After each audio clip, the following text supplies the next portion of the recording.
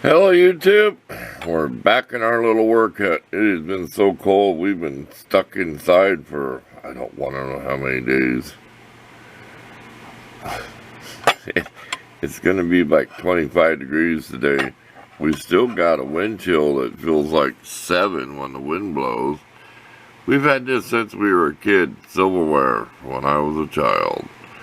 And when I was a little kid, so it's about as old as me.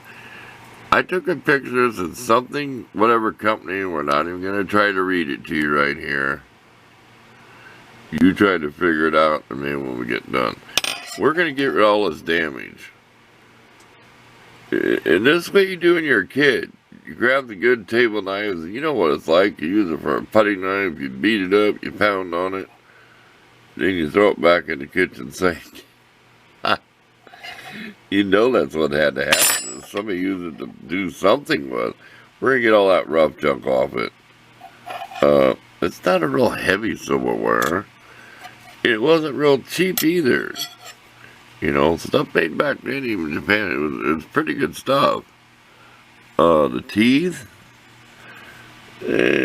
I've got some from Walmart that has got pretty good teeth. You can actually cut a steak with some of those cheap silverware you buy at the discount stores.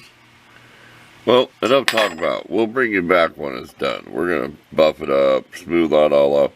We use things like our sanding rollers and our little emery wheel is in here somewhere.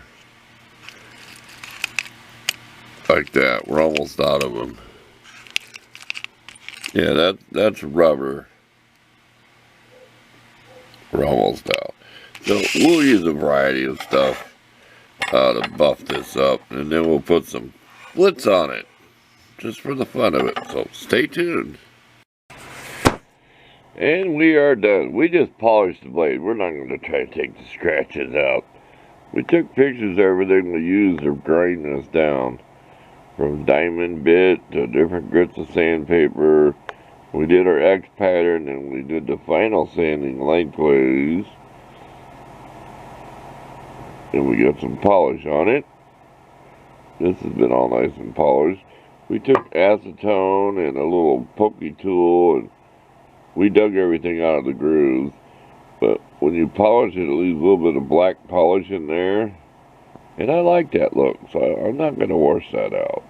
You wouldn't believe the scummy, crusty stuff that could be in there. And I found this in my kitchen junk drawer.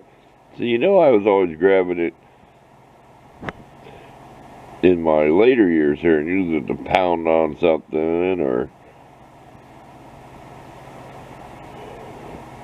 I'll tell you a secret. When I go somewhere, if I went somewhere overnight, my back door just has the lock and the knob. I'd stick 2 of these in the door frame. So you'd be doing some budging to try to get a door open. So somebody broke the window out. It's an old style door. And reason you're not going to know where the knife blade's at the bottom and the top. So if you think you can reach that far with your arm, well, you just go ahead. There. Dare you to break in. You're not getting in.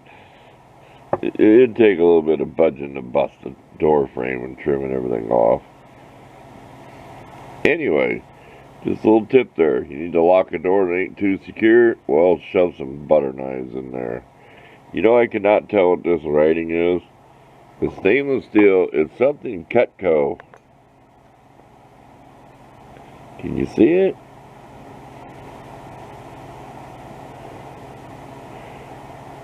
I don't know what it is. I tried to get the picture of it. I'll try to get it on. See where it says Cutco? I don't know what the first letters are. Well, there you go. Look for the pictures. Like I said, it's just as old as me because I used this tableware when I was a little kid. So, thanks for watching. We're out of here. And just remember, you can leave that in there if you like that look. Where the old black polish gets down in there. I like it, so I just leave it. Because that was cleaned out. That was not black down in there. I just like the look of it, so. We're out. we're gone. It's time to go in the house. It's starting to get a little chilly and late in the day here, so we're not going to be out here real late today.